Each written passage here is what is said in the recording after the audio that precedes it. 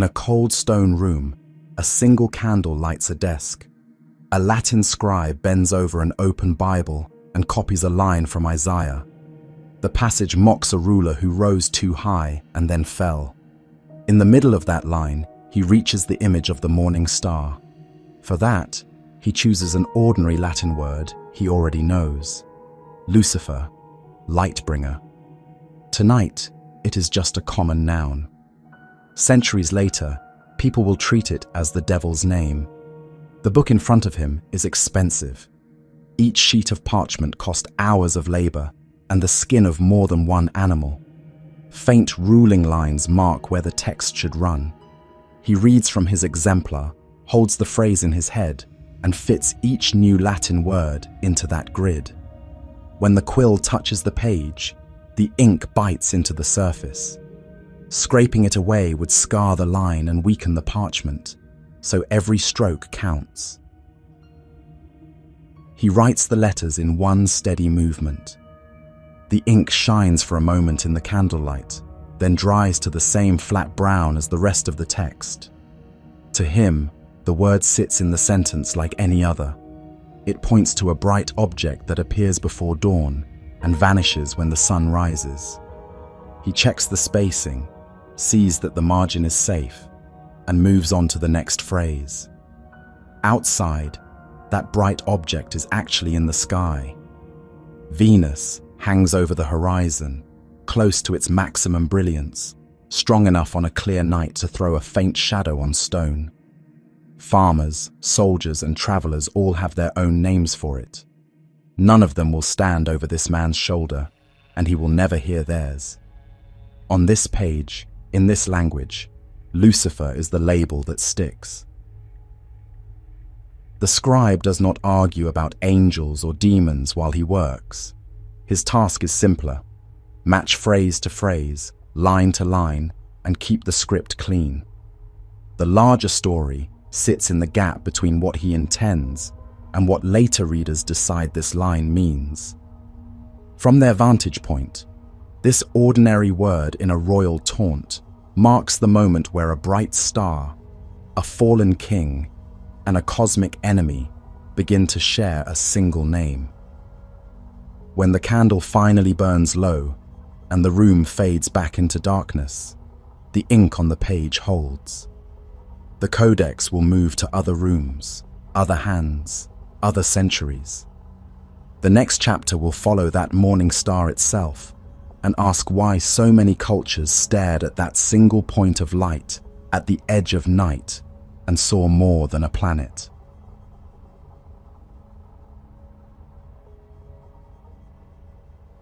The scribe in our cold room writes about a morning star that rises before the sun. To see what he means, we have to step outside his building and go all the way back to people who had no Latin word for it and no Bible to copy. For them, the lightbringer is not a name in a line of text. It is a bright object that keeps turning up in the same dangerous part of the sky, close to the sun, at the edge of night. If you stand on the same patch of ground long enough and watch the horizon at dawn, you notice it. Most stars fade as the first grey light spreads, but one remains. It appears low in the east ahead of sunrise, brighter than anything else in the sky. Some mornings it is there, on others it is gone. After a while, it disappears for weeks at a time, then returns. Farmers notice it when they leave for the fields. Guards notice it at the end of their last watch. Priests notice it from temple roofs and begin to keep count. The pattern is regular enough that it can be tracked without a telescope.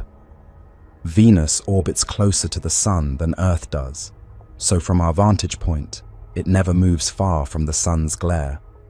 It swings out to one side, then slips back in and crosses behind or in front of the sun, then emerges on the other side. On the ground, that motion turns into a cycle. For months, the bright star rises just before the sun in the east. Then it vanishes into the dawn. After a gap, a similar light starts appearing in the west after sunset. To a casual eye, these might as well be two different stars. Language follows that perception. In several traditions, the object before dawn and the object after dusk receive different names. One brings the day, arriving ahead of the sun like a herald. The other closes it, hanging in the western sky as the last bright sign of the fading light. In Greek, those roles become separate figures: Phosphoros in the morning, Hesperos in the evening. In Mesopotamia, the same planet belongs to a powerful goddess whose star presides over both love and war, but its different appearances still invite different titles and stories. For specialists whose job is to watch the sky, the two-star idea quickly turns into a problem to solve. On clear mornings, a priest on a temple roof marks the place where the bright object first rises with a line of stones or a notch in a parapet. On clear evenings, he notes where the western one sets. He logs dates on clay tablets in neat rows: first rising, first setting, last setting. Over years, those lists show something that the villagers arguing in the fields do not see. The intervals between appearances repeat. The range along the horizon lies within a band. The morning star and evening star obey the same rhythm. Even with that data, the conclusion is not automatic. It takes a particular kind of thinking to say, these two bright points are one body following a single path around the sun. Some early Greek philosophers make that leap and state that the star of dawn and the star of evening are the same planet viewed from different angles. Others keep the older habit of treating them as distinct, because that is how they feel in daily life. One opens the day, one closes it. What matters is that the option now exists. The heavens can be read as a set of moving bodies rather than a flat pattern of fixed lights. This ambiguity, two names, one body, will matter later when writers reach for images. A star that rises proudly before the sun and then vanishes fits the language of arrogance and fall very well. A star that appears in both morning and evening can carry double meanings without changing position in the sky. Long before anyone calls it Lucifer on a Latin page, this planet already lives in people's heads as something special, a wandering light that seems to keep changing identity while it follows a precise and unforgiving cycle.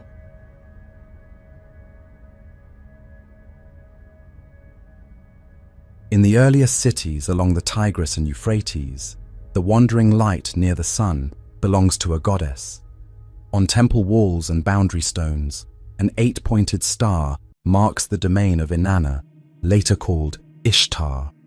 Her star appears where the sky brightens at the edge of night. Priests climb the steps of ziggurats and see the same bright point rising before dawn or hanging in the west after sunset. When they speak about the goddess who loves war as much as love and grants authority to kings, they have this star in mind as her sign. Mesopotamian scribes give the planet its own name in lists of stars. In Akkadian, Dilbat stands in rows beside other heavenly bodies, and its behavior fills entire clay tablets of omens. The Venus tablet of Amisaduqa records when this star first appears in the sky, how many days it remains visible, and when it disappears again, over a cycle that spans more than 20 years. Each entry pairs a sighting with a prediction about harvests, borders, or the king's safety. The bright point in the sky becomes a schedule of risks and assurances pressed into wet clay. Myths and hymns echo the same pattern in another register. In the Sumerian story of Inanna's descent, the goddess abandons her visible honors and passes through a series of gates into the underworld. The world above suffers while she is gone and recovers only when she returns. The text does not read like an astronomy manual, yet it surrounds a goddess whose star sometimes drops out of the sky entirely before rising again. Disappearance and return belong both to the visible planet and to the cycle of status, danger, and restoration this deity represents for her worshippers. Further west among West Semitic peoples, the morning star appears in phrases that tie it to the dawn in family terms. A shining one is called the offspring of the daybreak, a figure whose brightness comes after another light and depends on it. In some fragments, this kind of being is pictured as climbing high and then being forced down. Height and proximity to the divine realm make the fall more dramatic. The language prepares an image, a lesser power that rises as if aiming for the throne and ends up cast back among ordinary beings. Around the Aegean, the same moving body receives two Greek names. As it rises before the sun, it is Phosphoros or Eosphoros, the one who brings light and walks ahead of dawn. As it shines in the west after sunset, it is Hesperos, the evening star. Poets treat the morning version as a companion of the dawn goddess and fold the evening version into scenes of rest, feasting, or longing. Over time, some thinkers insist that both belong to the same planet, yet the double naming survives in verse. The roles of herald and closer remain useful even when the underlying astronomy changes.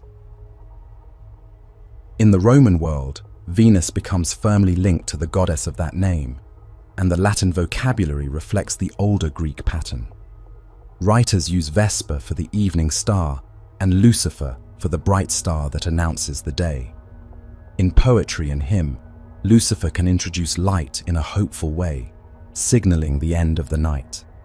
Early Christians sometimes borrow this language to speak about Christ as a morning star that shines after darkness. At this stage, the word still works as a common noun and as a positive symbol. The idea of a lightbringer remains flexible and up for adoption. Across these regions, the same planet gathers titles and stories that share a few core features. The star stands close to the sun, so its light belongs to thresholds rather than to the deep night, just before dawn, just after dusk. It is given to powerful figures, goddesses who make and break kings, divine offspring at the edge of the high god's domain, deities of desire and conflict, or saving figures who banish darkness. It carries themes of height, favor, and the risk of falling from a bright position.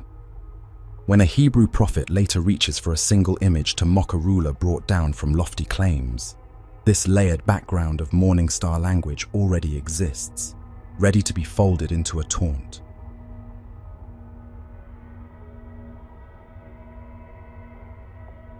The morning star language that once surrounded goddesses and royal omens reappears in a sharper form in a Hebrew poem aimed at an enemy king.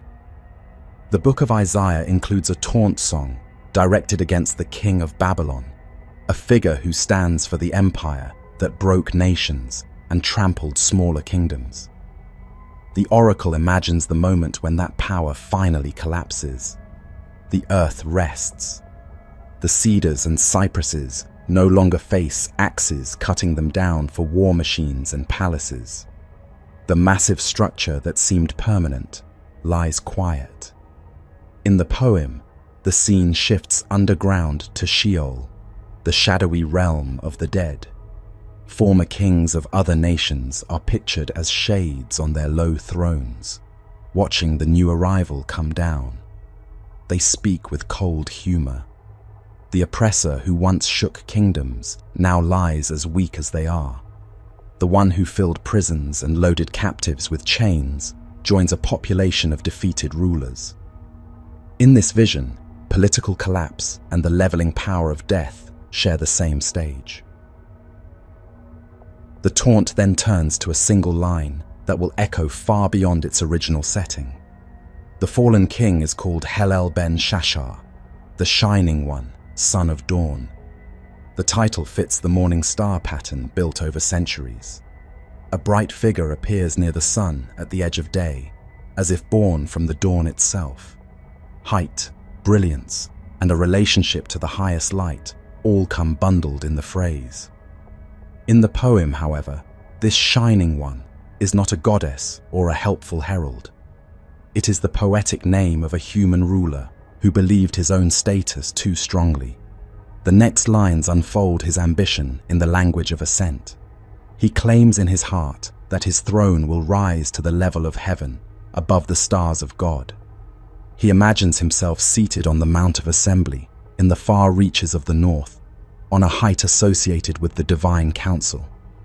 He does not aim simply to be a strong king among others. The speech placed in his thoughts reaches toward the place of the highest powers, as if the ruler of Babylon could sit among them as an equal or rival. The pivot of the taunt arrives quickly. In a single line, the poem reverses the direction of motion. Instead of climbing to heaven, the shining one descends. The king falls to Sheol, the depths of the pit. The image links sky and grave. A figure who was described in terms drawn from the brightest object at the edge of day ends up among bones and dust. The poem does not linger on violence. It focuses on disgrace. The once exalted body lies on the ground without the burial honors given to other rulers. The bed is made of crawling things. The cover is a layer of worms. For an ancient audience, that picture of neglect and exposure carries a deeper sting than any abstract line about mortality. By using the morning star title for a human foe, the poem gathers up several existing threads. The king occupies a place of extreme privilege and visibility. His power radiates outward like a bright point near the sun, impossible to ignore and hard to look at directly. The same status also narrows his path. An error at that level becomes catastrophic. Any move toward claiming more than a human place risks a symbolic fall that matches the literal one. The taunt turns that risk into a finished story.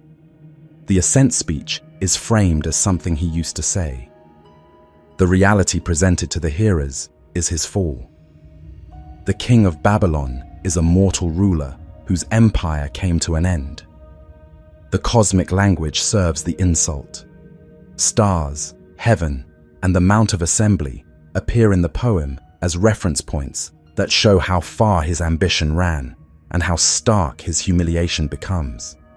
Nothing in the text requires a reader to step beyond that immediate frame. Yet the combination of morning star imagery, heavenly ascent, and a plunge to the underworld creates a pattern that later interpreters will find hard to ignore when they think about more than human rebellion.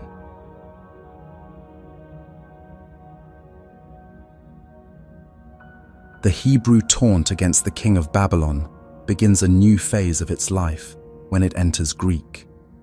In the centuries before and after the turn of the era, Jewish communities around the Eastern Mediterranean read their scriptures in the Septuagint, a Greek translation shaped by translators who knew both worlds.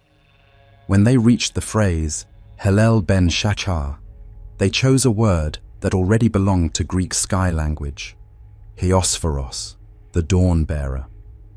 The fallen ruler becomes a figure once compared to the morning star that rises before day. The choice fits both the poem and the larger pattern of Greek vocabulary. Heosphoros stands in the same family as Phosphoros, the lightbringer, a name long used for the morning star in Greek poetry and astronomy. The translator keeps the movement of the verse. A bright one that had a place in the high regions falls from heaven to the depths. Greek-speaking hearers hear the insult through their own sky terms. The imagery points to a figure who once stood at the edge of dawn and now lies among the shadows. As the Greek scriptures move west and south, Latin-speaking communities begin to rely on their own translations. Early Old Latin versions, and then Jerome's more systematic Vulgate in the late 4th century, place a familiar Latin word where the Greek had stood. Lucifer already names the morning star in classical Latin. It appears in secular authors as an ordinary term for the bright herald of the day. In Isaiah 14, the king mocked for his fall is described in that same way, a Lucifer pulled down from his height. The Latin Bible does not reserve this word for Isaiah. In other passages and in early hymns, Lucifer can function as a positive image. Latin versions of New Testament texts that speak about a morning star rising in the heart or a bright star associated with Christ reach naturally for Lucifer as the counterpart to Greek phosphoros. Liturgical poetry welcomes the term. In some lines, the morning star stands for the moment night gives way to light. In others, it serves as a title of Christ as the one who opens a new day. Within this layer of tradition, the word remains flexible, capable of carrying both warning and promise, depending on the context. At the same time, readers and teachers begin to place Isaiah 14 alongside other texts that speak about more than human rebellion. A passage in Ezekiel 28 addresses the ruler of Tyre in language that pictures an exalted figure walking among divine stones and then being cast down for corruption. A saying in the Gospel of Luke has Jesus speak of seeing Satan fall from heaven like lightning.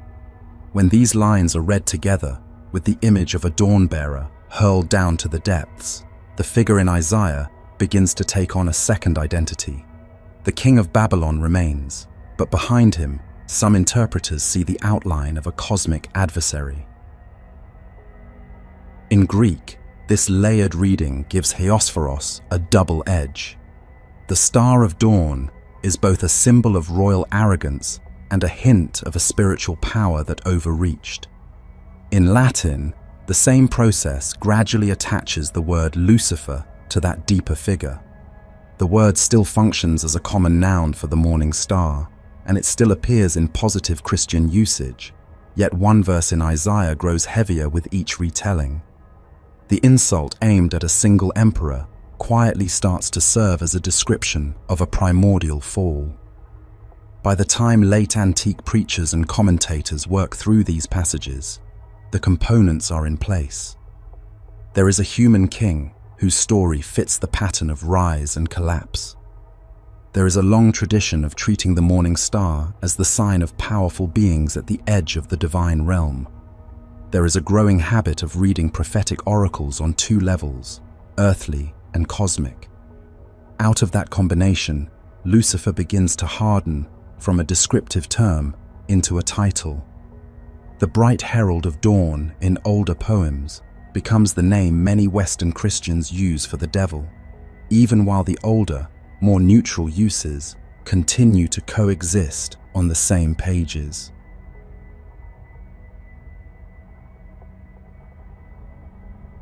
The shift from Lucifer as a flexible morning star term to Lucifer as a fixed name for the devil takes shape in the way early Christian teachers handle several scattered passages.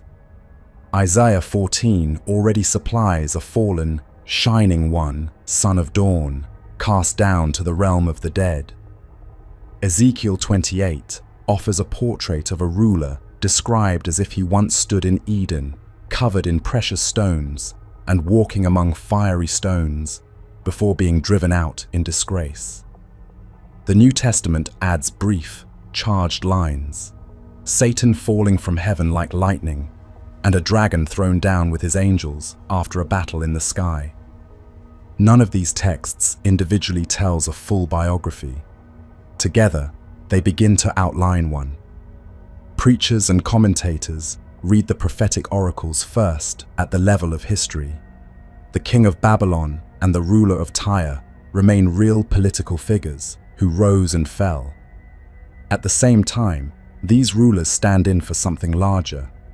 Their language of height, proximity to the divine realm, and spectacular collapse fits a pattern that invites a second reading. The royal taunts become windows onto a wider struggle in which earthly thrones mirror movements in the unseen world. typology turns local tyrants into images of spiritual rebellion. From this perspective, the brightness and position of the morning star imagery take on new weight. The figure in Isaiah speaks in the idiom of ascent, aiming for a place above the stars of God.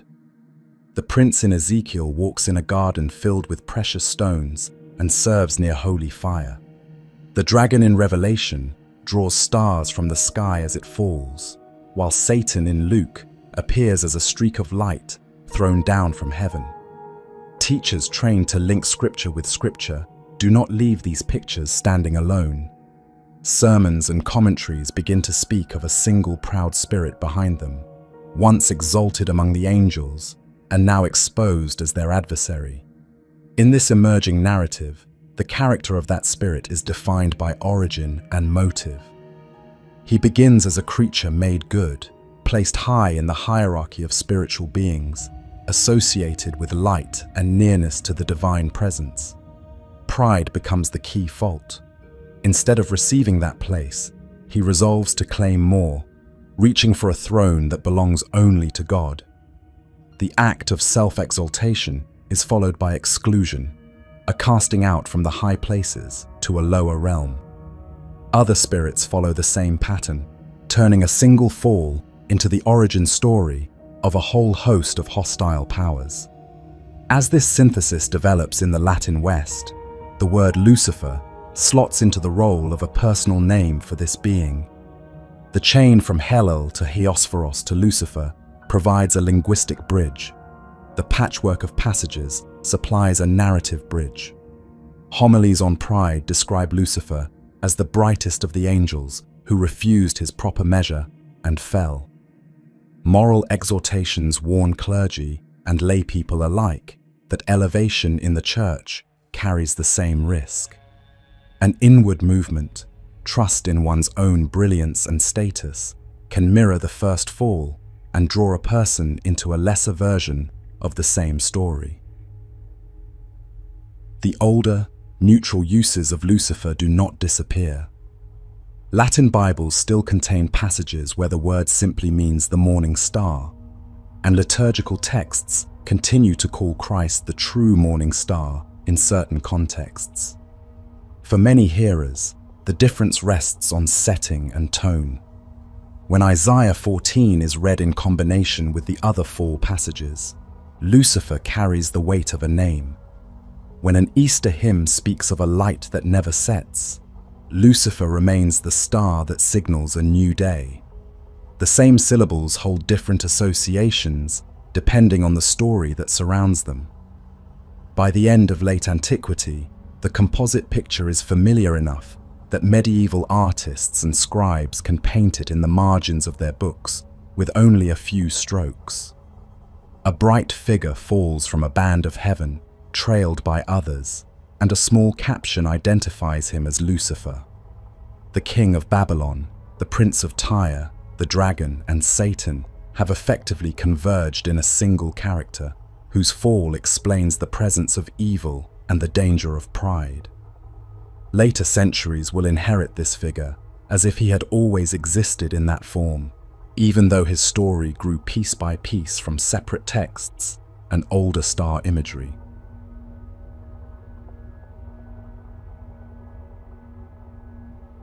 While sermons and commentaries build a story about Lucifer as the proud angel who fell, another strand of tradition keeps the older morning star language alive in a very different direction. New Testament texts that speak of a star rising after darkness now focus that image on Christ. In one letter, the morning star rises in the hearts of believers as a sign that day has begun inside them. In the closing lines of Revelation, Jesus names himself the bright morning star, the figure linked to the first light after the longest night. Latin translators and preachers carry this language into their own vocabulary. In places where Greek texts speak of the morning star or a lightbringer, Latin voices reach for Lucifer.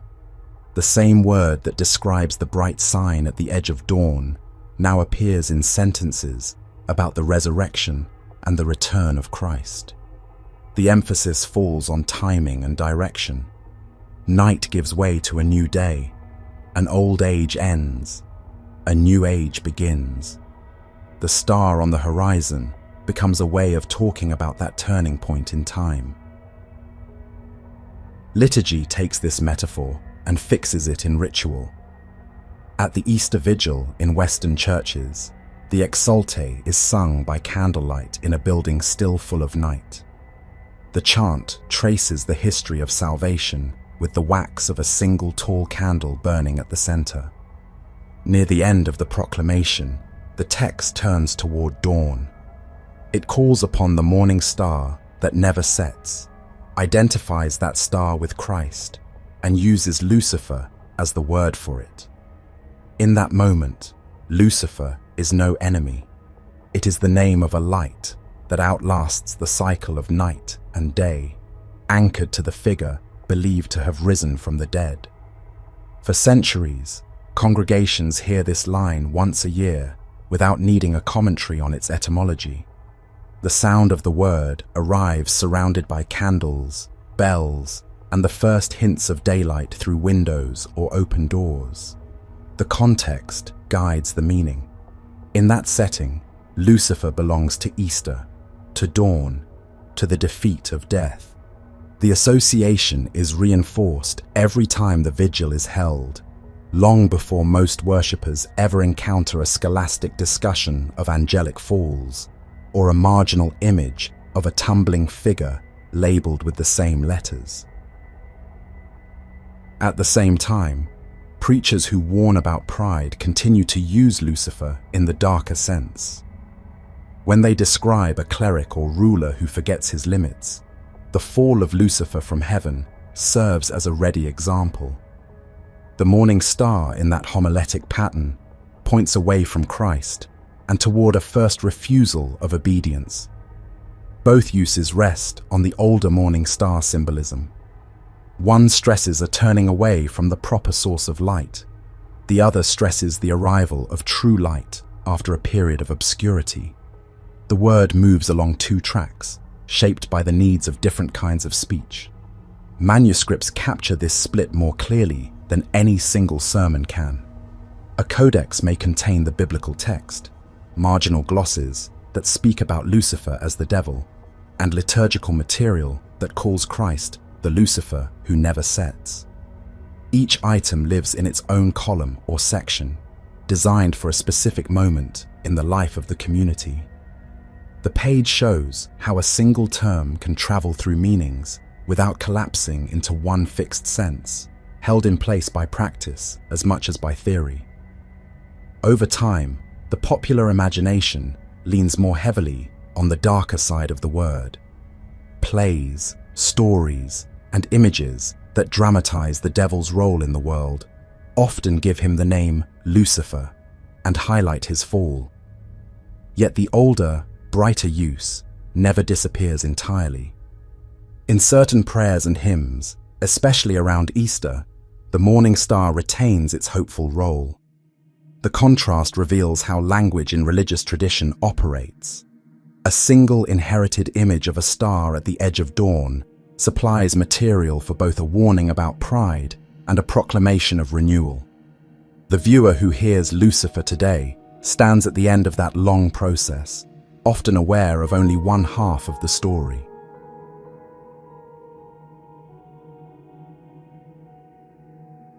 By the early 14th century, the figure that Western Christians call Lucifer stands inside a carefully drawn map. Dante Alighieri's Divine Comedy lays out hell as a vast funnel under the surface of the earth, narrowing as it descends through circles of worsening guilt.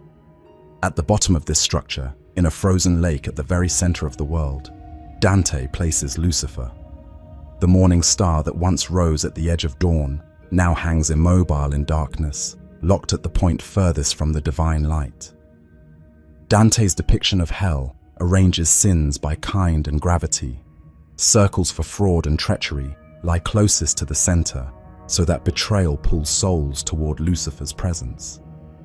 In the final canto of the Inferno, the poets reach the deepest region and find a silent giant fixed in ice from the chest down. They measure his scale in comparison with the mountains and giants already past. The central prisoner of this place does not speak. His wings beat in a dull, automatic motion, and the air they push turns into the freezing wind that keeps the lake solid around him. His jaws work in the same rhythm, chewing 3 traitors without pause. The details of this figure express a moral and theological conclusion. Lucifer's 3 faces mirror a distorted answer to the Trinity. His wings recall the angelic nature he once had. The constant beating produces the cold that pins him in place. The traitors in his mouths hang there as emblems of the worst misuse of trust. The image does not retell a specific biblical scene. It gathers earlier ideas about pride, separation from God, and the loss of love into a single picture of paralysis. The being once associated with light and movement has become a fixed center of ice and weight. Power survives only as blind motion that deepens his confinement.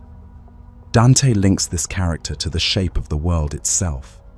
In his story, Lucifer's fall from heaven into the depths of the earth opens the hollow that becomes hell's funnel. On the opposite side of the globe, the displaced earth rises as the mountain of purgatory. The cosmic map records a catastrophe in angelic history in the form of geography. The lowest point in space lines up with the lowest point in the moral order, and the same enormous figure marks both. Readers see a universe in which spiritual rebellion leaves a permanent dent in the structure of creation. Outside the poem, medieval communities encounter Lucifer in forms suited to public teaching and performance. Mystery plays, staged in town squares or churchyards, dramatize the fall of the angels, the temptation of humans, and the final judgment.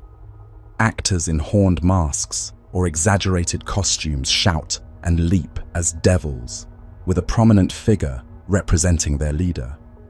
Church paintings and carvings show a large demonic figure beside or within a gaping hellmouth, while smaller demons drag the damned toward it. These images take the complex synthesis found in sermons and poetry and compress it into scenes that can be grasped at a glance. Through these media, the character of Lucifer gains a stable visual identity in the European imagination. He stands at the deepest point of the map, surrounded by cold or flames, depending on local style, with lesser spirits clustered around him. In Dante's text, he remains a captive, more engine of punishment than commanding mind. Yet for many viewers, the sight of a gigantic devil at the center of the underworld reads as a kind of rule. The older linguistic background of morning stars, royal taunts, and double-meaning Lucifer fades into the background for most audiences. In its place, a single vivid picture takes hold: a vast fallen angel at the heart of hell, embodying the end point of pride and the gravity of treachery.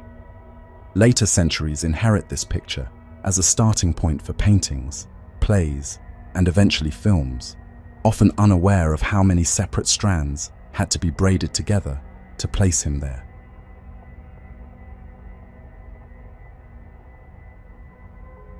By the 17th century, the figure of the fallen morning star enters an English epic that reshapes how later generations imagine him. John Milton, writing in the aftermath of civil war and political upheaval, composes Paradise Lost as a vast poem about creation, rebellion, and ruin. The war in heaven and the fall of the angels stand at the back of the story. The poem opens after the defeat. Satan and his followers lie in a newly formed hell, spread across a burning lake, recovering from a loss that cannot be reversed. The first major task Milton gives this character is speech. Satan wakes, calls to Beelzebub, and surveys the landscape of punishment. The scene uses epic techniques familiar from classical poetry, similes that compare the fallen angel to a sea monster or a giant. But the core of the moment lies in what he says. He recognizes that power has changed hands, that God remains unshaken, and that direct force will fail. At the same time, he refuses to yield.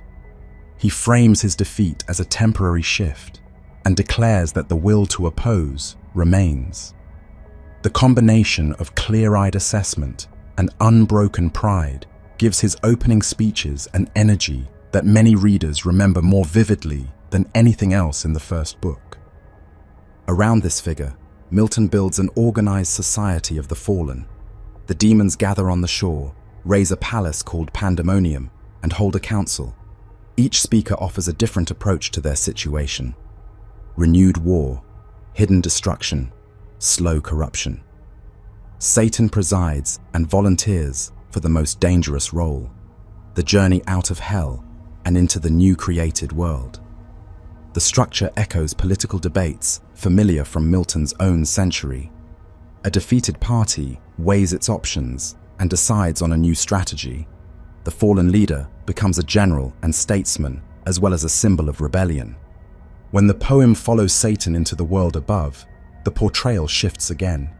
In Eden, he observes Adam and Eve from hiding and reacts with a mix of envy, contempt, and reluctant admiration. Soliloquies reveal his inner state. He knows he has lost more than place. He has lost the chance to enjoy what he sees.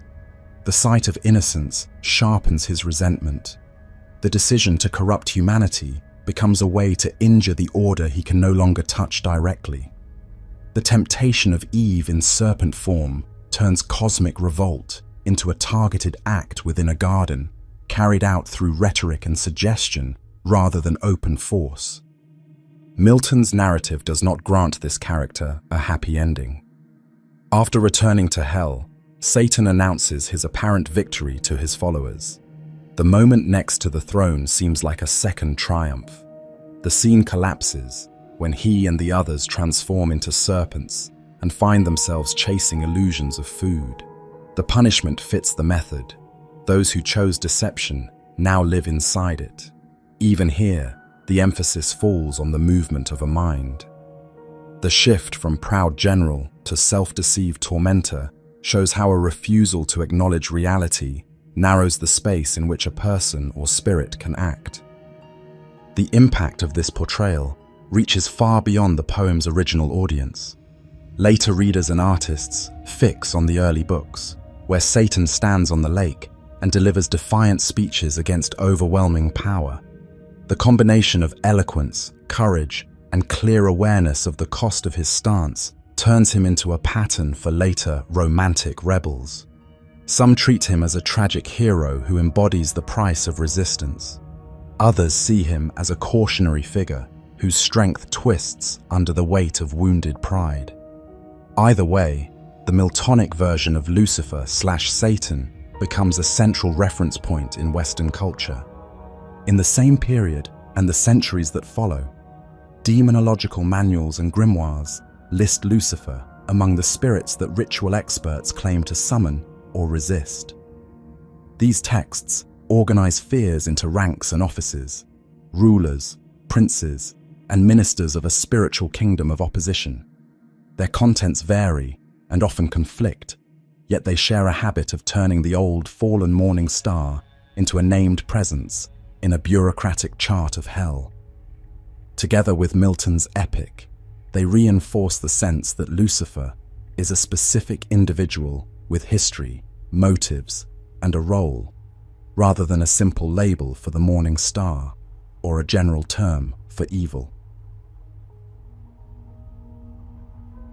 In the late medieval and early modern centuries, the name Lucifer settles into printed pages that treat him as the head of a structured enemy kingdom.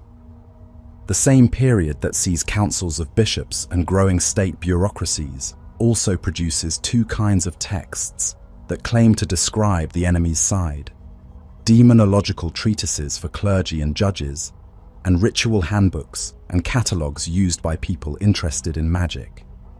The writers stand on the foundation laid by patristic theology, Dante's map of the afterlife, and a long tradition of preaching about pride. They turn those scattered images into tables, lists, and case descriptions that echo the legal and administrative documents of their own world. One stream of this literature grows out of concern over witchcraft. Toward the end of the 15th century, the Malleus Maleficarum argues that witchcraft is not a series of isolated acts. It presents the devil as the directing mind behind a coordinated assault on Christian society.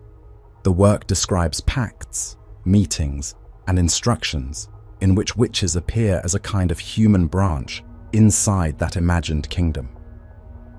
The emphasis falls on order and method. Curses, storms, and illnesses are framed as actions carried out with permission and assistance from a central ruler of hostile spirits.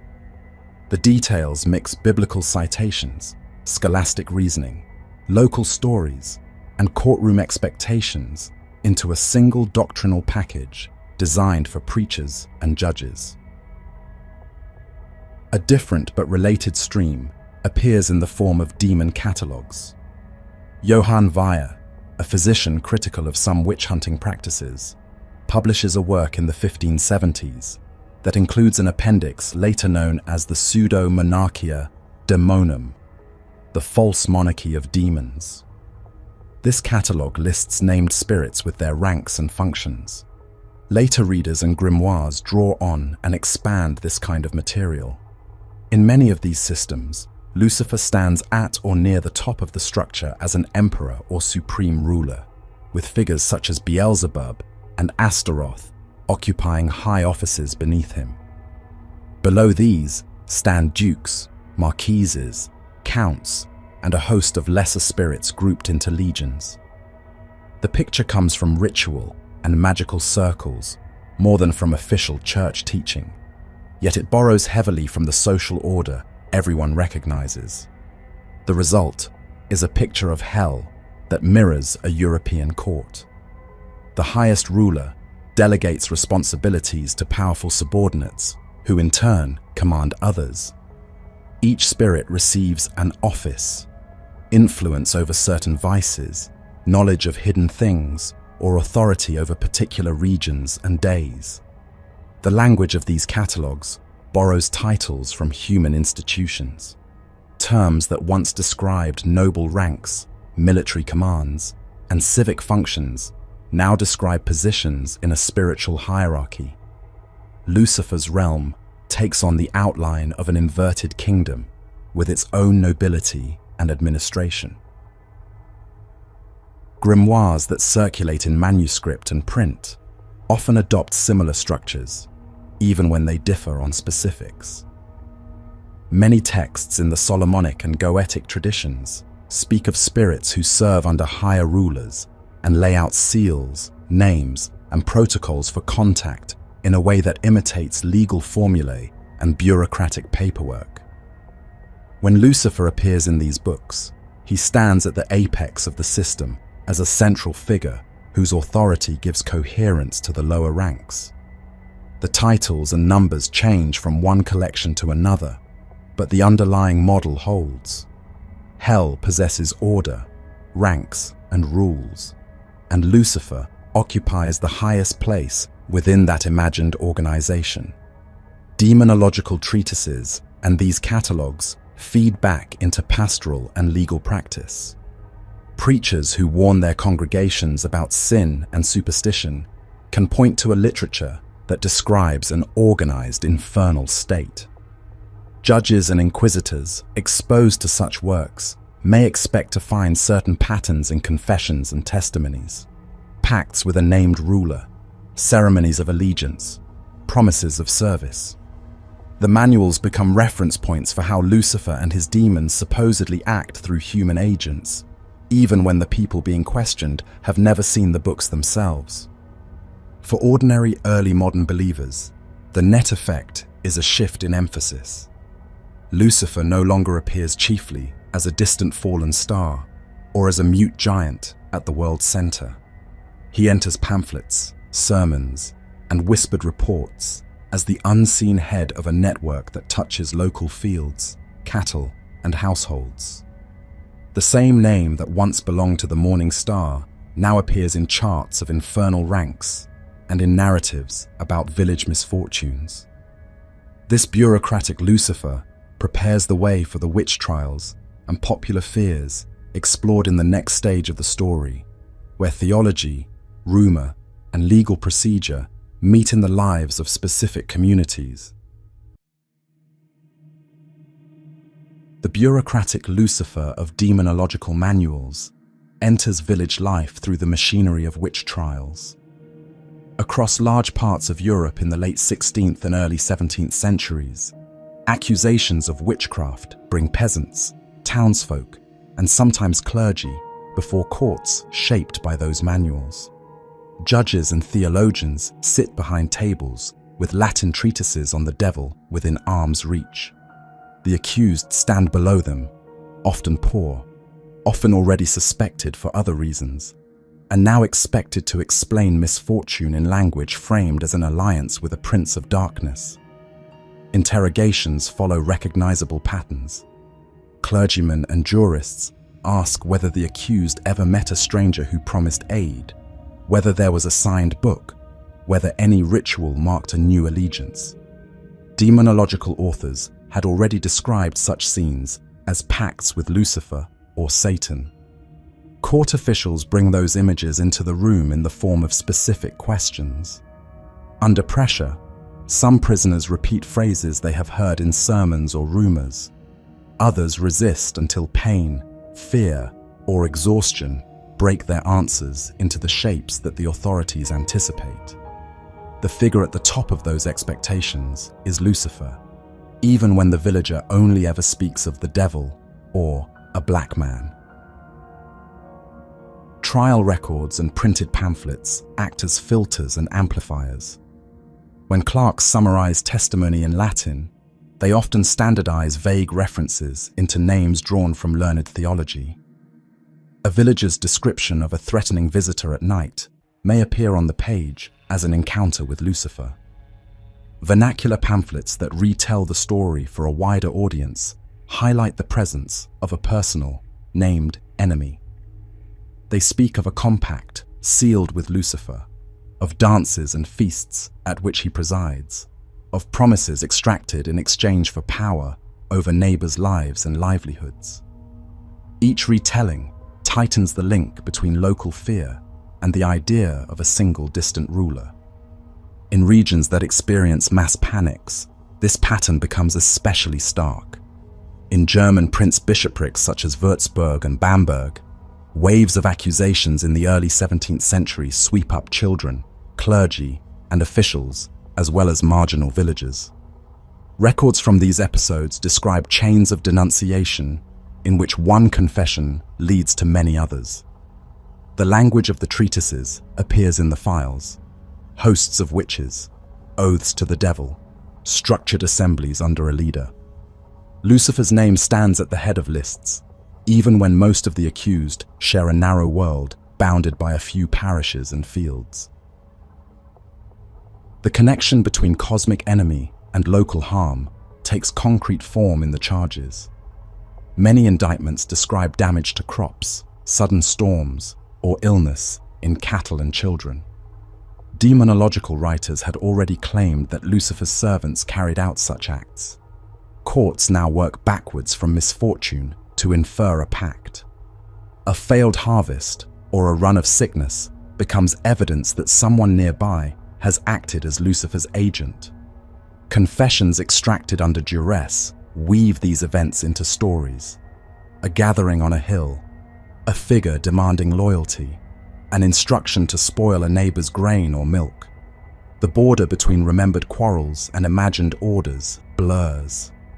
In this environment, the name Lucifer operates more strongly in the paperwork and sermons than in the mouths of the accused.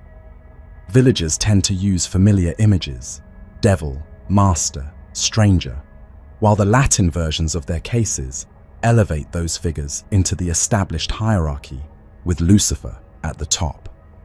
Preachers who address the community after executions present the outcome as a victory over Lucifer's plot against the town or region. The thematic frame comes from the manuals. The emotional weight comes from very real losses and fears in specific families and streets. The long-term effect of this phase is to embed Lucifer in a story about law and order as much as in a story about the afterlife. He becomes the imagined head of a conspiracy that explains weather, illness, and social conflict through a single template. Courts and pulpits repeat that template until it feels obvious. Later centuries, looking back, often remember the witch hunts simply as irrational violence. The trial records tell a slightly different tale.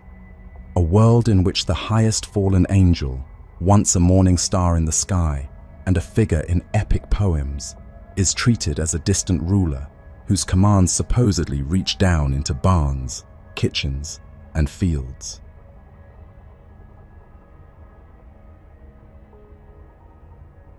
When the great waves of witch trials begin to subside in many parts of Europe, the figure at the center of those fears does not vanish. Courts grow more cautious, legal standards tighten, and some states scale back the use of torture and execution for witchcraft. In parish life, catechism classes, and printed images, the devil, often identified with Lucifer in formal texts, ends up more firmly embedded in everyday religious teaching than he had been at the height of the trials. Catechisms play a central role in this consolidation.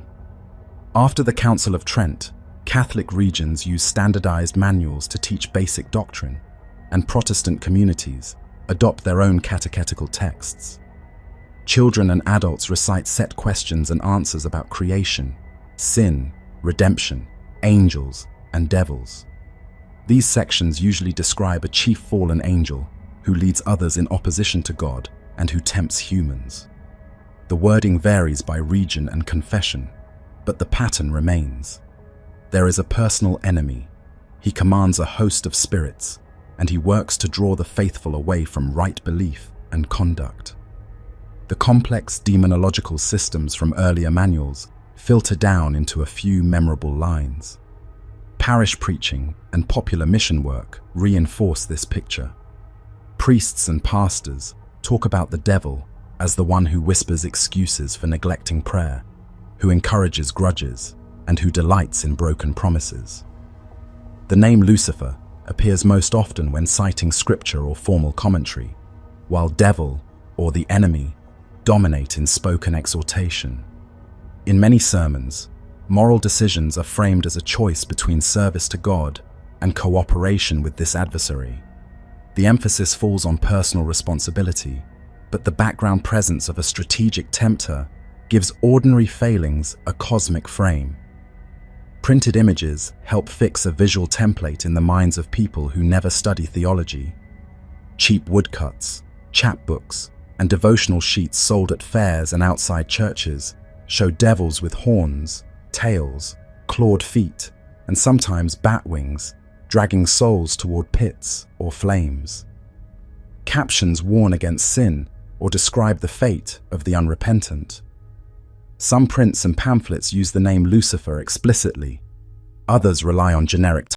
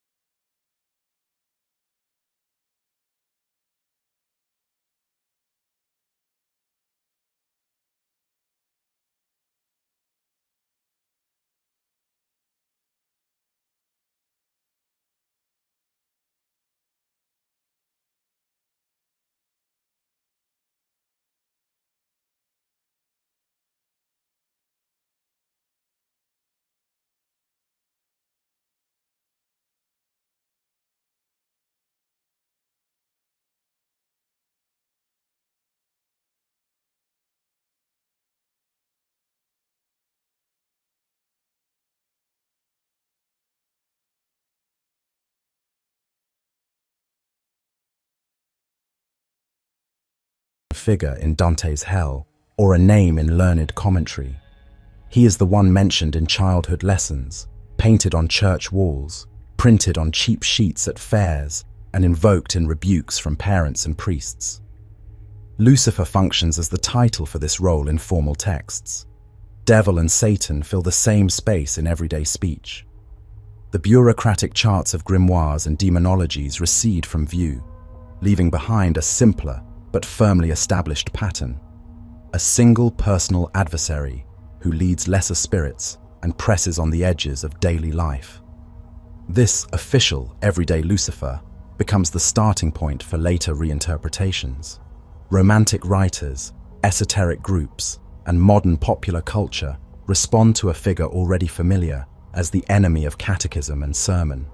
They do not need to reintroduce him, they only need to shift his posture and meaning. The next stage of the story takes that established enemy and turns him, in some contexts, into a symbol of rebellion, reason, or inner conflict, all while older religious images continue to circulate in churches and homes.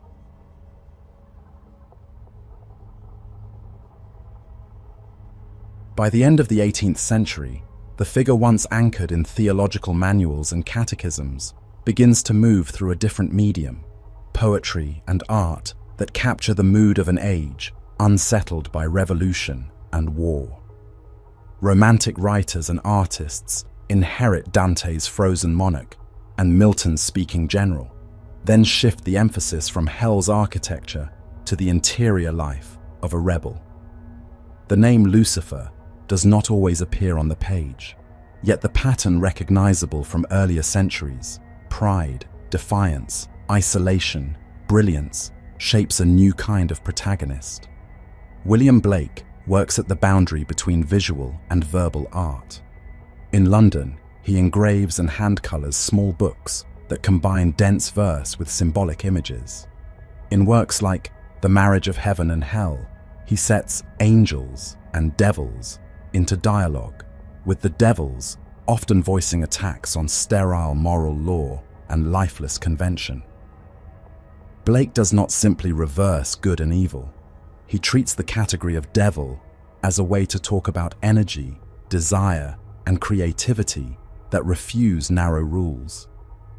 The devil speaks lines about the relationship between body and soul, law and freedom, that run against conventional piety. In that setting, Luciferian traits become a language of artistic resistance to institutions that Blake sees as crushing the human imagination.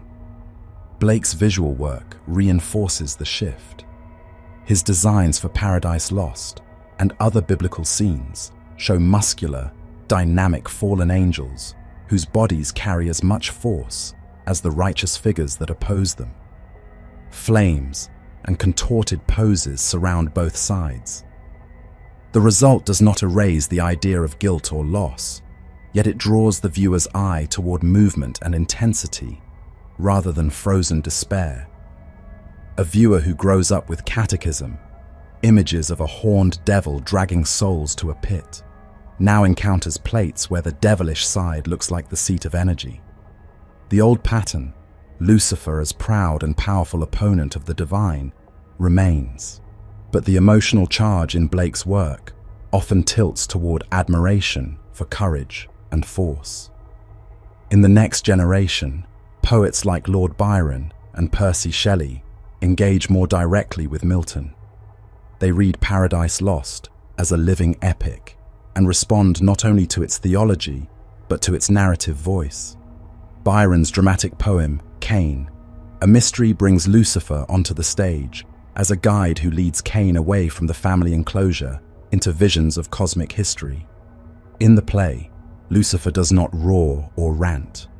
He presents arguments, shows Cain the vastness of space and the presence of death already built into the world, and questions the justice of a system in which beings face suffering and mortality after a fault committed by others.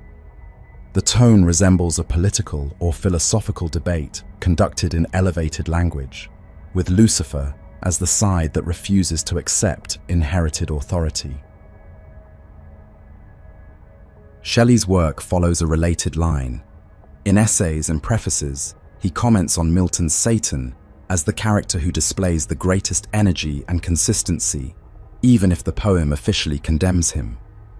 In his own major work, Prometheus Unbound, the central figure is not called Lucifer, yet the role resembles a reconfigured fallen spirit, a being who endures punishment from a tyrannical power, refuses to submit, and eventually becomes part of a transformed order. The pattern of the proud rebel moves out of explicit hell settings and into broader dramas of oppression and liberation. Lucifer serves as one of the sources for this pattern, even when his name is absent. Critics and readers in the 19th century notice these tendencies and give them labels. The phrase "satanic school" appears in commentary that disapproves of the perceived sympathy for rebellious characters in Byron and his circle.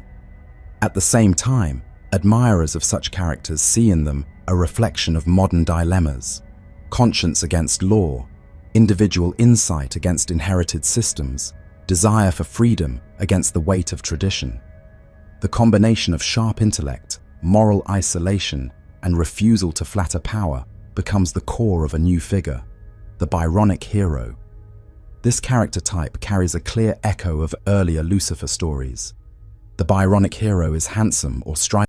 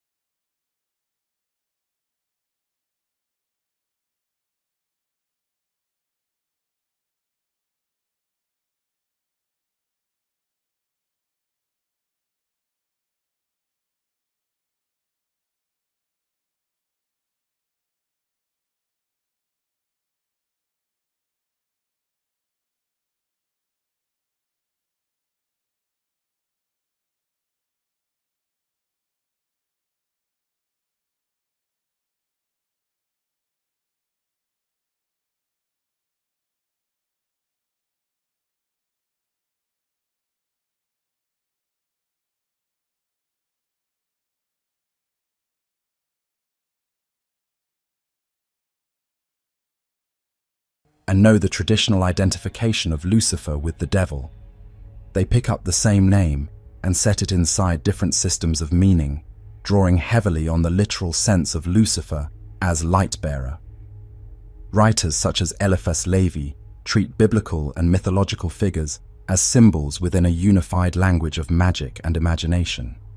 In his works, Lucifer appears as a name attached to themes of illumination, intellectual daring, and the human capacity to grasp things beyond inherited dogma. Levi writes about spiritual forces, inner vision, and a cosmos structured by correspondences. Lucifer functions there as one among several emblematic terms, rather than as the singular head of hell. The figure associated with pride and fall in earlier theology becomes, in this context, a label for energies that challenge narrow, purely literal readings of scripture and law. The shift does not erase the idea of danger. Many esoteric authors acknowledge that the impulse toward knowledge and revolt can lead to harm as well as insight. They still use Lucifer to mark a risk-laden region of experience, the point where curiosity about hidden things and dissatisfaction with conventional answers press hardest. What distinguishes their language from standard catechism is the valuation. Curiosity and revolt can appear as necessary forces in spiritual growth, rather than as simple signatures of disobedience. The same characteristics that church writers ascribe to the devil now occupy a more ambiguous role in these symbolic systems. The Theosophical Society offers one of the clearest public statements of this new posture. Founded in the United States in the 1870s and quickly spread to Europe and India, the Society promotes the comparative study of religion, philosophy, and science. In 1887, Helena Blavatsky and her colleagues launch a London periodical called Lucifer. The decision to print the name on the cover of a respectable essay-filled magazine signals the group's intent. Editors explain the choice of title by pointing to the Latin meaning of the word and by describing their aim as the bringing of intellectual and spiritual light to readers who want to look beyond narrow sectarian lines. Inside the magazine, essays discuss topics such as karma, the interpretation of religious symbols, cross-cultural parallels in myth, and critiques of dogmatism. The content reads more like a dense review journal than like a manual of magic. Lucifer, in this setting, identifies a posture of questioning and illumination rather than a program of ritual. At the same time, the title draws immediate attention. Church publications and conservative critics treat it as a deliberate insult and as proof that esoteric groups dance close to the devil. The gap between internal meaning and public perception becomes part of the story of the name. Other esoteric orders and small journals adopt similar language. Diagrams in private printed materials place Lucifer in complex networks of names that include deities, archangels, planetary influences, and abstract qualities like intellect or imagination. The name might correspond to a particular sphere or attribute, paired with colors, metals, or musical notes in a chart. In such material, Lucifer functions as one node in a symbolic grid. The horns, tail, and pitchfork from popular prints fall away. The figure becomes a word in a philosophical shorthand used by people who share a taste for coded diagrams and layered commentary. The wider society largely encounters these developments through controversy. Newspaper articles and sermons respond to the appearance of a magazine called Lucifer with suspicion or anger. For readers outside esoteric circles, the name still belongs to the devil of Catechism and popular prints. The existence of groups that use that word with a positive or exploratory cast strengthens the sense that certain intellectual or spiritual movements are Luciferian in a cultural sense, whether or not their members embrace the label. The old identification of Lucifer with pride and revolt persists in the critique, even as occult authors try to frame the same traits as part of a search for truth. This esoteric phase changes the profile of the name in at least two ways. It demonstrates that the Latin root still holds enough force to carry a magazine title and a program of light-bringing inquiry. At the same time, it cements the suspicion that any appeal to Lucifer, even in purely symbolic terms, aligns with rejection of mainstream religious authority. Later self-described Satanist and Luciferian groups in the 20th century inherit this double legacy.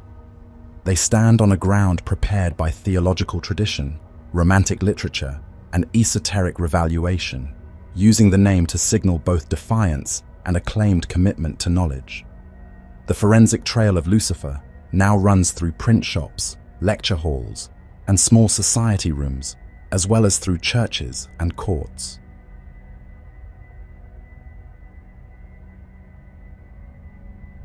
As the 19th century progresses, the name Lucifer appears on more than theological pages and esoteric diagrams. Cheap presses and expanding literacy create a new battlefield. The street corner paper, the single-sheet broadside, the club reading room. Editors and cartoonists who oppose clerical influence look for symbols that carry centuries of weight at a glance. Lucifer, long established as the devil's name in sermons and as a complex figure in literature and occult writing, becomes one of those symbols. Radical and free-thought newspapers treat religion as a public institution open to criticism alongside monarchy and entrenched wealth. Their pages argue that churches block scientific education, influence censorship laws, and shape marriage and family legislation in ways that limit personal freedom. Choosing a name like Lucifer or Lightbearer for a paper signals that the editors want to expose what they describe as darkness in social structures. Mastheads promise enlightenment and liberation from superstition with a single charged word that readers already associate with conflict between light and authority.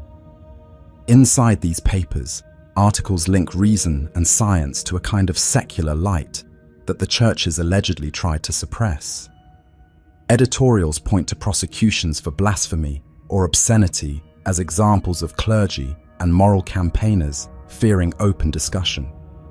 In that framing, Lucifer's long association with forbidden knowledge becomes a rhetorical asset. The figure who fell for seeking too much in earlier doctrinal narratives turns into a convenient emblem for the refusal to accept imposed limits on inquiry.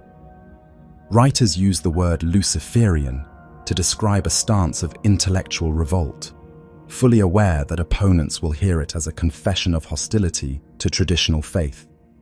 Cartoons and satirical prints reinforce this message in visual shorthand. In some images, robed clergy cling to symbols of wealth or power, while small devils tug at their garments, suggesting that hypocrisy and greed shadow religious office. Other prints show an allegorical figure holding a torch marked with reason or truth, the flame labeled with the name Lucifer, as scattered priests and censors shield their eyes. The style stays rough and quick, designed to be carved into wood or drawn for cheap reproduction. Jokes and caricature give sharp edges to arguments about censorship and education that might appear dry in plain prose. Workers' clubs and reading rooms hang such posters on their walls and stack radical papers beside more conventional titles.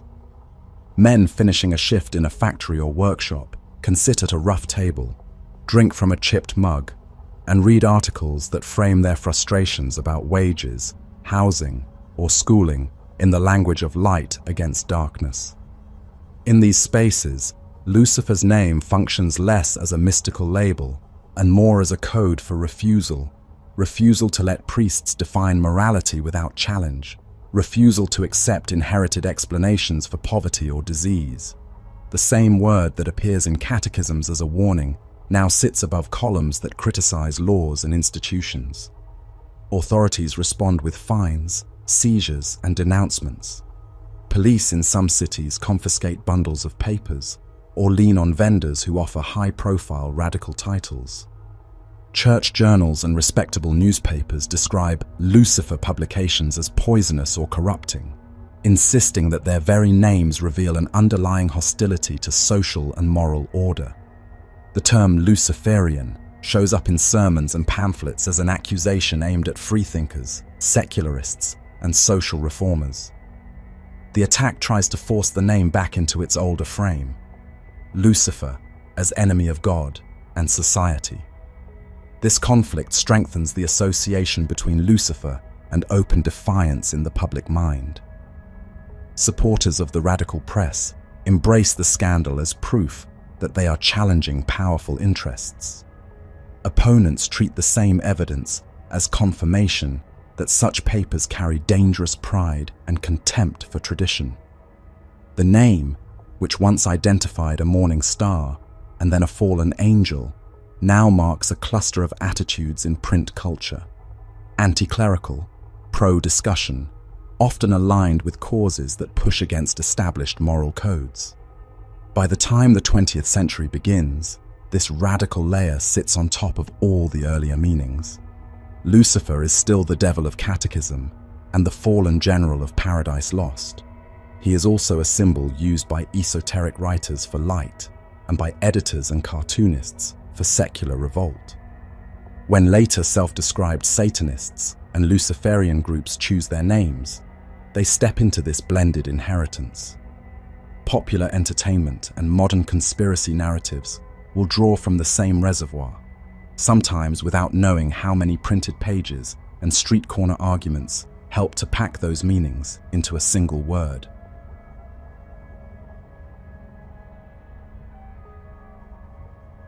By the time radical newspapers use Lucifer's name on street corners, theatre and opera audiences already recognize a related figure under other titles. On European stages, the devil appears regularly as Mephistopheles in Faust dramas and operas, walking in full view of the crowd, trading lines with heroes, and closing acts with pointed asides. This visible, articulate tempter carries many of the traits attached to Lucifer in earlier theology and romantic poetry: intelligence, wit, and the power to move the story forward with a contract. Goethe's Faust gives the stage one of its most durable devil figures. Mephistopheles approaches Faust in disguise, offers a pact that trades service in this life for ownership in the next, and then stays on stage as a companion. He comments on human vanity, mocks high ideals, and arranges entertainments that tempt Faust away from his original despair. Gounod's 1859 opera compresses and reshapes this material, but it keeps the core pattern. The devil character dominates crowd scenes with arias, raises a chorus with a drinking song, and holds the audience's attention whenever he steps into a spotlight. The theological background recedes, the theatrical presence takes over. Stage conventions reinforce that presence. Costume designers lean on deep colors, capes, and controlled flashes of red to distinguish the devil from the rest of the cast. Directors give him confident, economical movement and frequent moments alone with the crowd, staring past the other characters to address the house. Trapdoors, smoke, and lighting shifts support his entrances and exits. Spectators learn that a sudden patch of darkness, a swirl of vapor, and a figure stepping forward with a knowing smile signals the arrival of this particular role.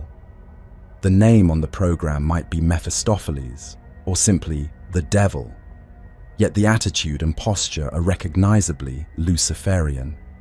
When motion pictures arrive, the devil is one of the first supernatural figures to appear on screen. Georges Méliès, a magician turned filmmaker, uses devils as excuses to show transformations and surprise. In shorts such as Le Manoir du Diable, actors in devil costumes materialize and vanish, grow and shrink, and rearrange the furniture through quick cuts and substitution tricks. The films rely on spectacle rather than theology, yet they teach audiences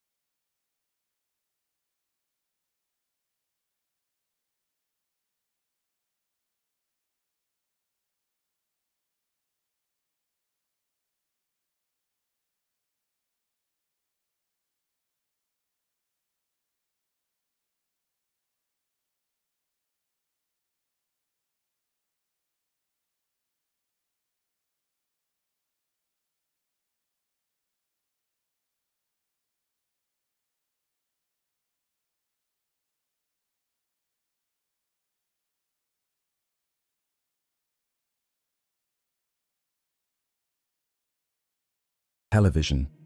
Others react against it and insist on the harsher, more traditional image. Either way, the modern entertainment industry has ensured that Lucifer now names a character with a voice, wardrobe, and set of recurring storylines as much as it refers to a line in a prophetic book.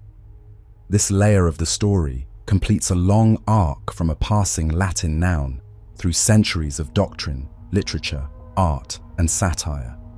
The name Lucifer has become a brand that can headline a comic series, a television show, and an entire cluster of fan communities.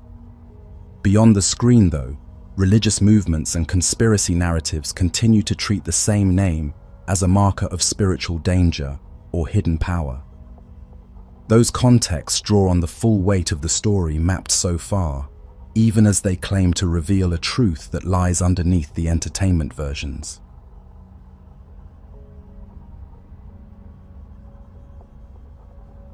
Modern devils on stage, in comics, and on television carry pieces of every earlier version of Lucifer.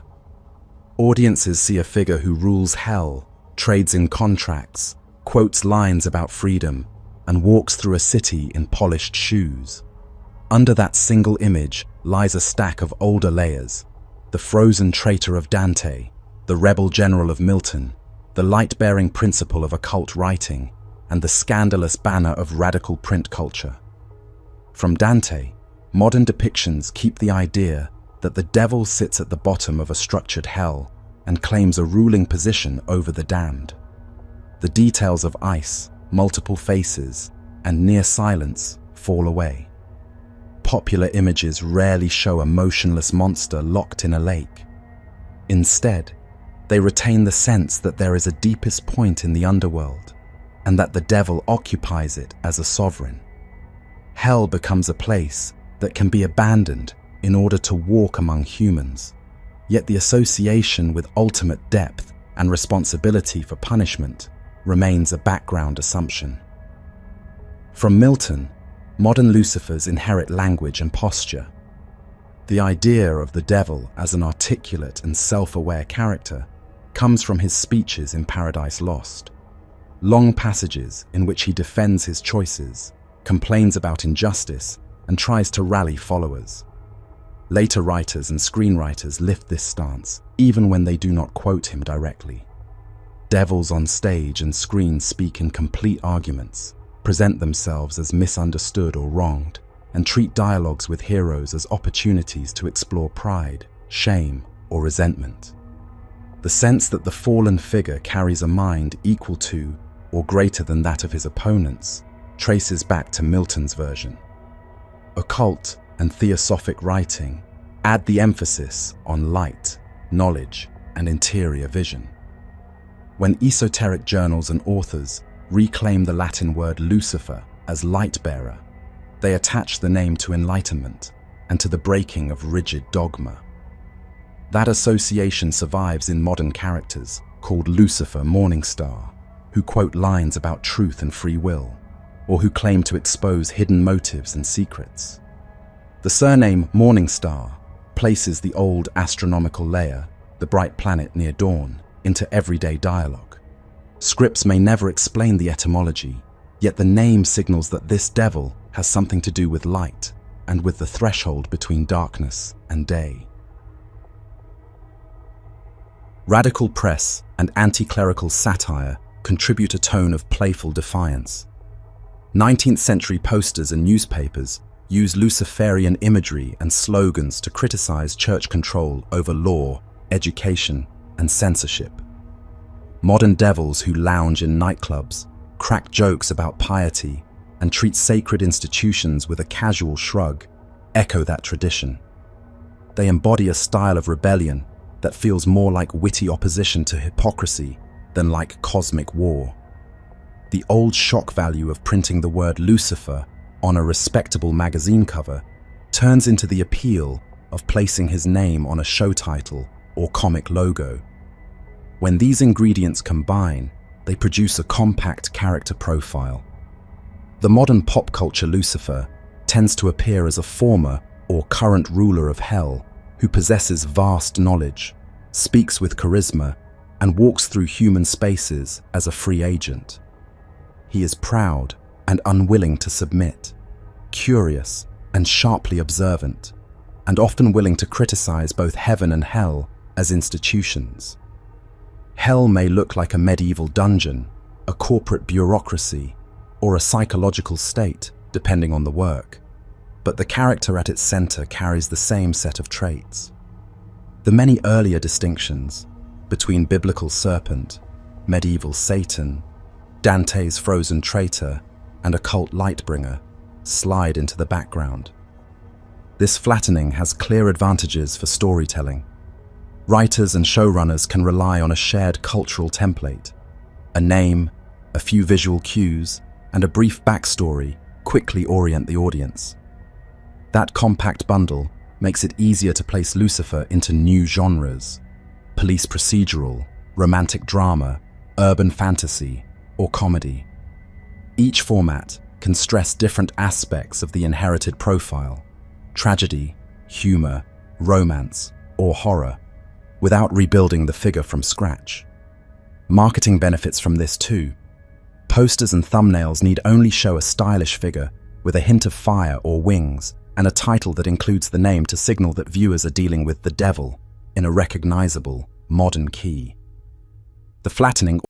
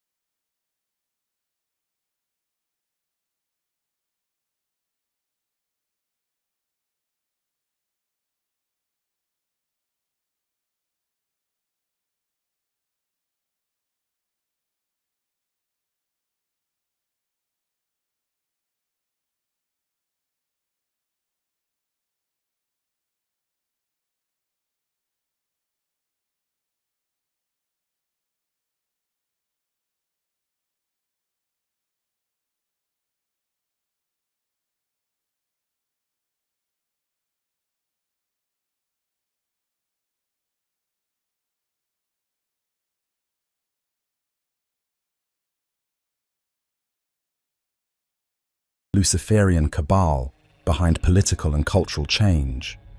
Both draw on the same reservoir of images and stories, yet they move in very different directions. The Church of Satan, founded by Anton LaVey in San Francisco in 1966, is one of the first organizations to formalize a religion built around Satan as a symbol. LaVey's Satanism rejects belief in a literal devil and in any supernatural deity. The Satanic Bible, published in 1969, presents Satan as an emblem of human pride, desire, and individualism in an indifferent universe. The group emphasizes personal responsibility, ego, and self-assertion, wrapping those themes in theatrical imagery that borrows from romantic readings of Milton's Satan and from the broader counterculture. LaVey's church presents itself as a humanistic, atheistic movement that uses satanic language to shock, to critique Christian moral norms, and to celebrate what it sees as an honest acknowledgement of human instincts.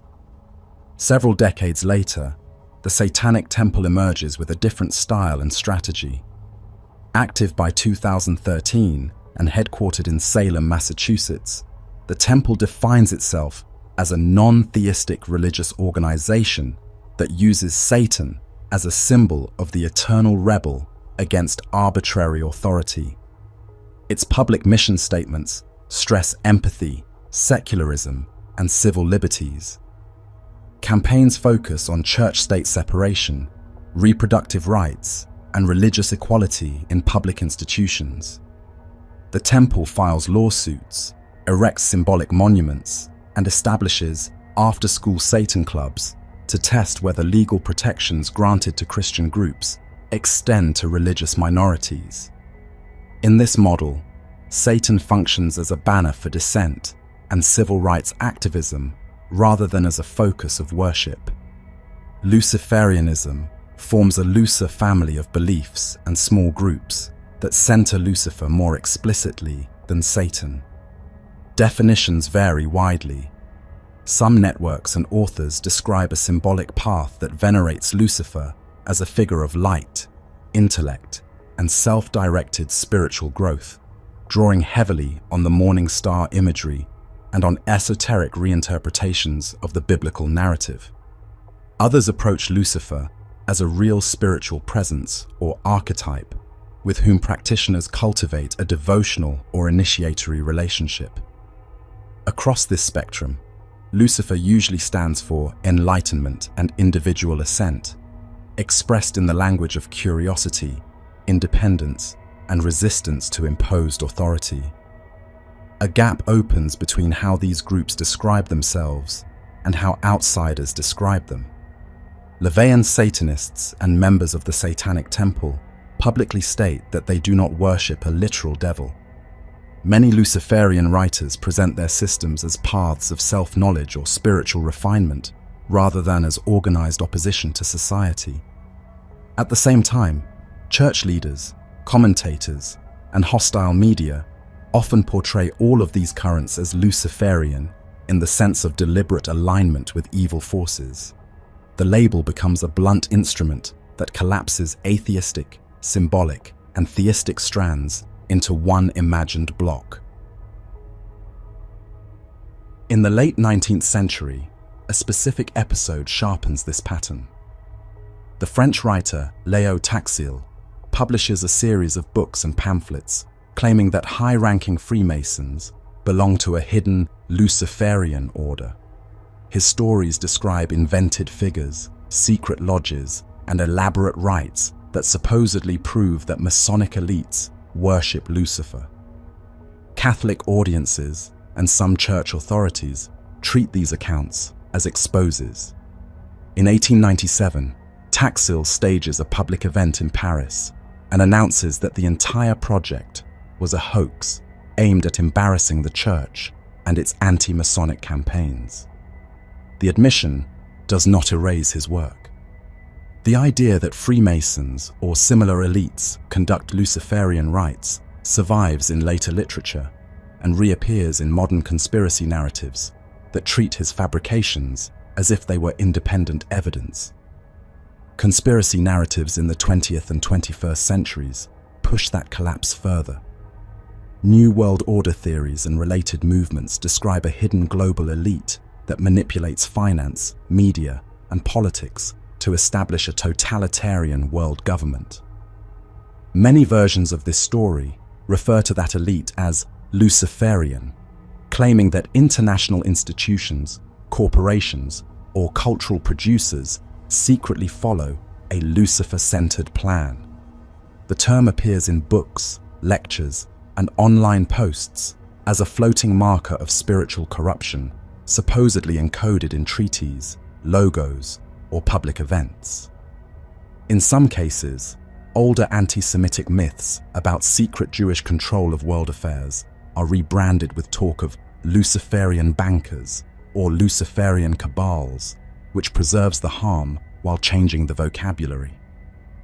Elements of the Taxil hoax, especially forged quotations and invented rituals, circulate inside this material long after their author admitted that he made them up. These conspiracies treat coincidence and design as interchangeable. A star on a flag, an eye in a logo, or a phrase about enlightenment in a speech becomes evidence of Luciferian allegiance. Popular film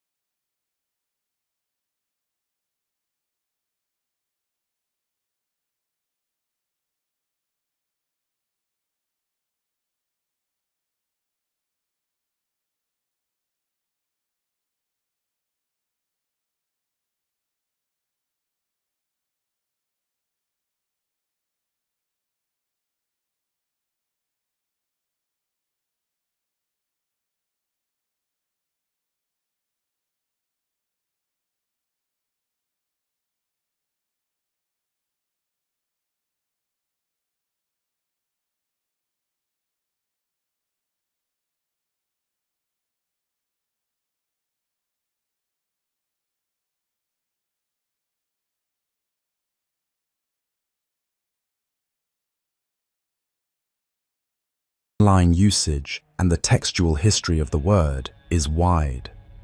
The long chain from Isaiah's taunt through Dante, Milton, occult reinterpretations, radical newspapers, stage devils, comics, television, modern Satanism, hoaxes like Taxils, and Bible translation debates leaves a dense record. Each step can be dated, sourced, and placed in a particular context. The symbol spotting machine rarely touches that record. It lifts one or two verses, a line of Latin, a handful of forged passages, and a small selection of images, then binds them to a constantly expanding catalogue of logos and photographs.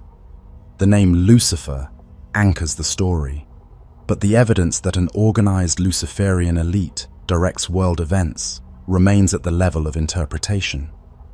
This does not mean that the fears behind these narratives vanish once the history is laid out. Concerns about concentrated power, surveillance, financial inequality, or the pace of cultural change are real, even when the language used to express them centers on stars and torches. The Lucifer label offers a way to personify those concerns and to imagine that they stem from a single will rather than from complex systems. In that sense, the Luciferian elite functions as a modern myth, a story that gives shape and face to anxieties about institutions, technology, and global networks, using a figure with deep mythological roots and a long literary career. The forensic trail of Lucifer ends up split. On one side stands the documented path, a word for the morning star, a set of theological and literary developments, a bundle of artistic conventions, and a record of real-world groups, hoaxes, and texts. On the other side stands a moving collage of screenshots and diagrams that treat Luciferian as a shorthand for everything distrusted about modern power. Both use the same name and draw on some of the same imagery. Only one can be traced step by step through manuscripts, prints, and broadcasts. The gap between them is where this story leaves the realm of the star in the sky and the word on the page, and enters the space where symbols are pulled into battles over how the present world works. The word that once sat quietly in a line of Isaiah has gathered a history that far outweighs its ink. A taunt against a king in the ancient Near East, a common noun in Greek and Latin sky vocabularies, a term in Christian sermons and hymns, a caption under medieval paintings, a character in epic poetry, a title in grimoires, a name in court records, a slogan in newspapers and pamphlets, a symbol on book covers and protest signs, a keyword in online arguments. On a timeline, the sequence looks like a simple line. In practice, it feels like a stack of case files whose contents bleed across each other. Each layer fixes something that began as flexible. In the earliest texts, the bright star at dawn stands alongside other images of height, splendor, and risk. Later interpreters pull that field into a narrower frame. A particular fallen spirit appears behind the royal figures in the prophecies. A single character at the center of a map of hell marks the end point of pride. An English printing of Isaiah turns a descriptive term into a name that readers recognize as the devil. None of these moves erases the earlier uses, yet each one presses the word toward a more rigid outline. At the same time, the name remains open for reuse. Milton's eloquent rebel carries the tensions of a 17th century writer who has watched a revolution rise and fail. Romantic readers treat that figure as a mirror for their own arguments about freedom and authority. Occult writers lean on lightbringer language to sketch an initiatory guide who hands out knowledge that official institutions withhold. Radical editors place Lucifer on mastheads and front pages as shorthand for resistance to church and state.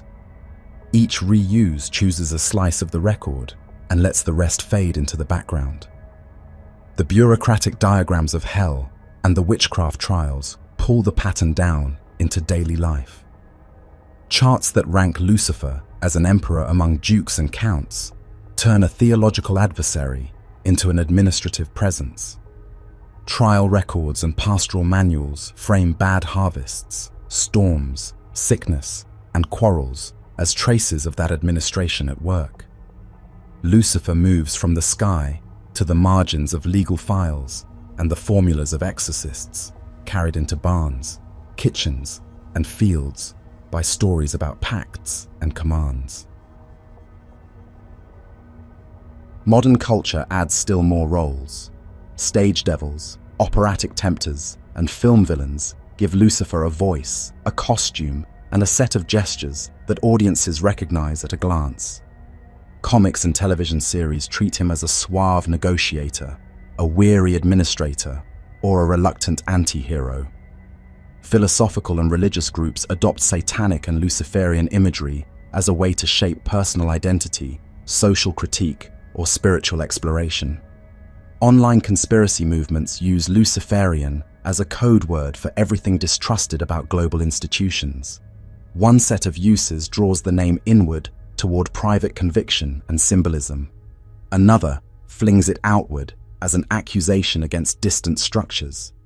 The textual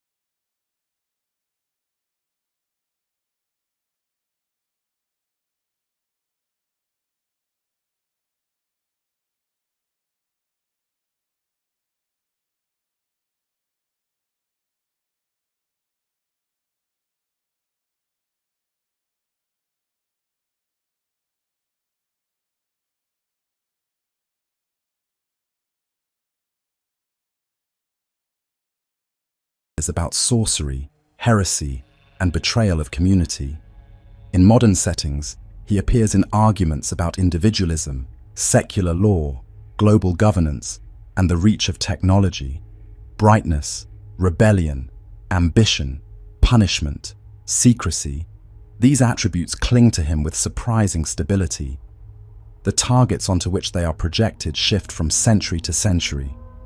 The opening image of a scribe lowering his pen over a costly page and the closing image of a cursor blinking in a search bar belong to the same pattern.